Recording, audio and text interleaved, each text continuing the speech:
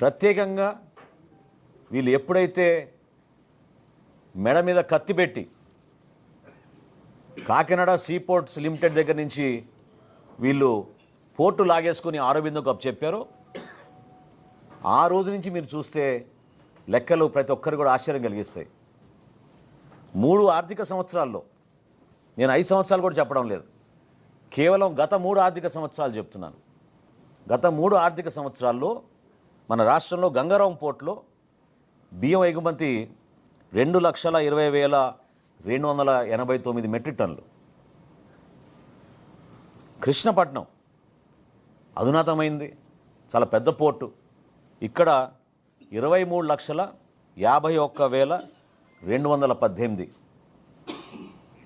విశాఖపట్నం అన్నిటికన్నా పెద్ద port, 38,02,000 metric టన్నులు.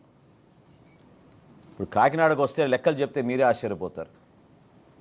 కాకినాడ పోర్టులో వీళ్ళు దుర్మార్గంగా ఈ 3 సంవత్సరాల నుంచి చేసింది 1,31,18,346 మెట్రిక్ టన్నులు. దీని విలువ ఒక్క కాకినాడదే చెప్తున్నాను. కాకినాడలో రైస్ ఎగుమతి విలువ ఈ 3 సంవత్సరాల్లో 48,537 కోట్ల రూపాయలు. అంటే ఏ స్థాయికి చేరారో చూడండి మీరు. 48,537 కోట్ల రూపాయలు వీళ్ళు అక్కడి నుంచి బియ్యం ఎగుమతి చేశారు కాకినాడ పోర్ట్ నుంచి. ఏ రోజైనా ఇప్పుడు నిన్న చాలామంది హడావుడిగా ప్రెస్ కాన్ఫరెన్స్లు పెట్టారు.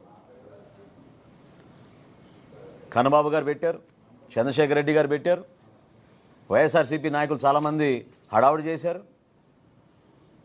గౌరవ ఉప ముఖ్యమంత్రి గారు పవన్ కళ్యాణ్ గారు ఎందుకు కాకినాడ పోర్టుకి రావాల్సి వచ్చింది? ఈ విధంగా ప్రజలకు సంబంధించిన ఆస్తిని పూర్తి స్థాయిలో ఒక కాన్స్పిరసీ వీళ్ళు తయారు చేసుకుని దుర్వినియోగం చేసి రాష్ట్రానికి నష్టం కలిగిస్తుంటే ఇదేమైనా ఒక వ్యక్తిపైన మేము కక్ష కట్టామా? ఒక కుటుంబానికే మేము పరిమితం అయ్యామా? సో దీని వెనక ఎవరున్నారు? ఎంత పెద్ద కాన్స్పిరసీ జరిగిందంటే జగన్మోహన్ రెడ్డి గారి ప్రభుత్వంలో ఆయనే ముఖ్యమంత్రి, ఆయనకి తెలియకుండా జరగదు కదా. ఆరోబిందో రియాలిటీకి కాకినాడ సీపోర్ట్స్ ఎందుకు 41% వాటా ట్రాన్స్ఫర్ చేసింది? ఏ సందర్భంలో చేసింది? ఏ విధంగా బెదిరించి భారతదేశంలో కార్పొరేట్ చరిత్రలో ఏనాడు జరగని విధంగా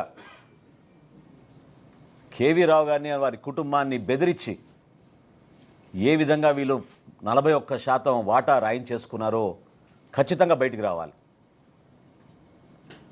బాధ్యత లేదా జగన్మోహన్ రెడ్డి గారికి?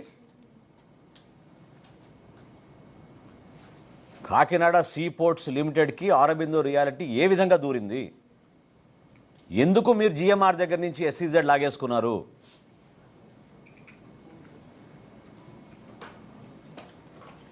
దీనికోసమే మీరు ఆ పోర్టుని పూర్తిగా మీ చేతుల్లోకి లాక్కోవడానికి, ఈ విధంగా దందా చేయడానికి, అంతిమంగా రాష్ట్ర ప్రజలకి నష్టం జరిగే విధంగా కేవలం మీరు మీ కుటుంబ సభ్యులే ఇందులో బాగుపడే విధంగా ఒక ప్రణాళిక సిద్ధం చేసుకుని చివరికి దేశ భద్రతను కూడా మీరు పక్కన పెట్టారు. పవన్ కళ్యాణ్ గారు అన్న మాటల్లో ఏం తప్పు ఉంది చెప్పండి? గంజాయి స్మగ్లింగ్ అక్కడి నుంచి జరగదని రూల్ ఏమైనా ఉందా? ఇతర దేశాల నుంచి మీరు వెపన్స్ తీసుకురారని రూల్ ఏమైనా ఉందా? ఎందుకు ప్రశ్నిస్తున్నాం అంటే 2,200 ఎకరాల కాకినాడ సీపోర్ట్లో కేవలం 20 మంది పోలీసులు పెడతారా మీరు? ఓన్లీ 20 అంటే షిఫ్ట్కి 6. ఇదా మీరు చేపట్టిన భద్రత ఈ 5 సంవత్సరాల్లో? దీన్ని ప్రశ్నించాం. ఏమైపోతుంది రేపటి రోజున అక్కడ పొరపాటు జరిగితే? ఎందుకు ఉదాసీనత? ఇంత భారీ స్థాయిలో టర్నోవర్ జరుగుతున్నప్పుడు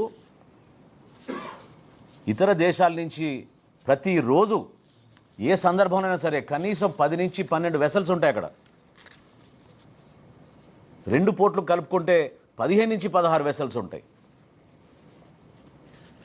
ఎందుకు ఈ విధంగా దుర్మార్గంగా పనిగట్టుకొని కాకినాడకి చెడ్డ పేరు తీసుకొచ్చింది ఎవరు? కాకినాడని ఒక స్మగ్లింగ్ డెన్గా మార్చింది ఎవరు? ఎందుకు మాట్లాడలేదు ఆ రోజున మీరు అందరు ప్రెస్ మీట్లు పెట్టి? ఎవరు మీ బాసులను ప్రశ్నించినప్పుడు ఇప్పుడు అర్థమవుతుంది మీకు ఎవరు మీ బాసులు. పోర్టు లాక్కుంది ఆరోబిందో. ఆరోబిందోకి అసలైన బాస్ ఎవరు?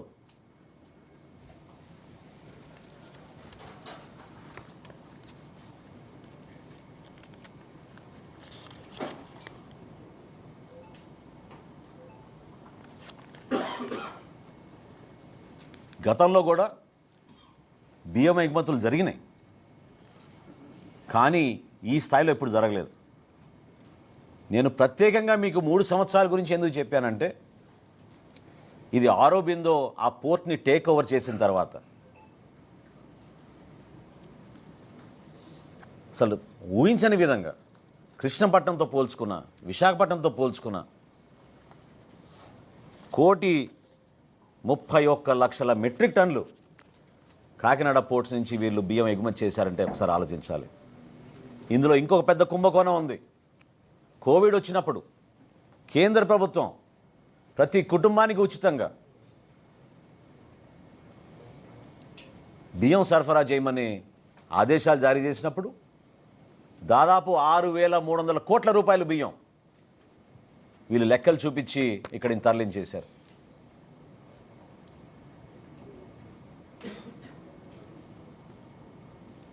రెండు 2020, 2021, 2022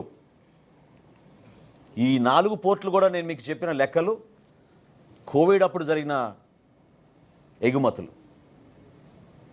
లేకపోతే అసలు రైస్ ఎక్స్పోర్ట్ లేదు ఆ పోర్టుల నుంచి. ఓన్లీ కాకినాడ పోర్ట్ నుంచే రైస్ ఎక్స్పోర్ట్ ఉంది. మొత్తం కేంద్రీకృతం చేసి వ్యవస్థని వాళ్ళ గుప్పిట్లో పెట్టుకుని జిల్లా అధికారులు, పోలీస్ యంత్రాంగం, విజిలెన్స్ యంత్రాంగం అందరినీ వీళ్ళు పూర్తి స్థాయిలో